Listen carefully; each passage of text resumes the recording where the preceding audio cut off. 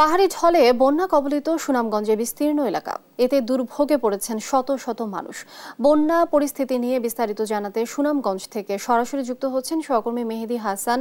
মেহেদি, বন্যা দুর্গতদের পাশে কেউ সাহায্য সহযোগিতার হাত বাড়িয়ে দিয়েছে কিনা এবং এখন কি পরিস্থিতি দেখছেন, বিস্তারিত জানাবেন।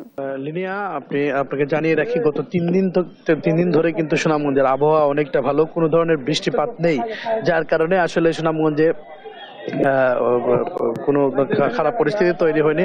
তবে সুনামগঞ্জের গতকালকে থেকে সুনামগঞ্জের আসলে সুনামগঞ্জের ছাতকে বিপদ সীমার 53 সেন্টিমিটার উপর দিয়ে পানি প্রবাহিত হচ্ছে। এবং আপনাকে আরেকটি বিষয় জানিয়ে রাখি, সুনামগঞ্জের সুরমা নদীর পানি কিন্তু গত 24 ঘন্টায় 13 সেন্টিমিটার বৃদ্ধি পেয়ে বর্তমানে 44 সেন্টিমিটার নিচ দিয়ে বিপদসীমার প্রবাহিত হচ্ছে। এবং আমরা পানি উন্নয়ন বোর্ডের নির্বাহী প্রকৌশলী মামুন হাওলাদারের সাথে কথা বলেছি, তিনি আমাদেরকে জানিয়েছেন আসলে সুনামগঞ্জে বৃষ্টিপাতের আর কোনো সম্ভাবনা নাই। তবে ভারতের চেরাপুঞ্জিতে যদি বৃষ্টি হয় তাহলে পানি আরো বৃদ্ধি পেতে পারে। আপনাকে আরেকটি বিষয় জানিয়ে রাখি, সুনামগঞ্জের হাওরগুলো কিন্তু এখনো অনেকটা খালি এবং পর্যাপ্ত ধারণ ক্ষমতা তার আছে।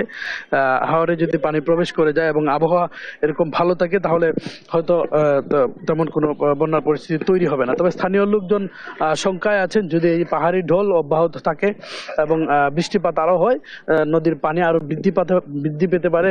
নদীর পানি বৃদ্ধি পেলে লোকালয়ে পানি প্রবেশ করবে, যার কারণে বন্যার পরিস্থিতি তৈরি হতে পারে।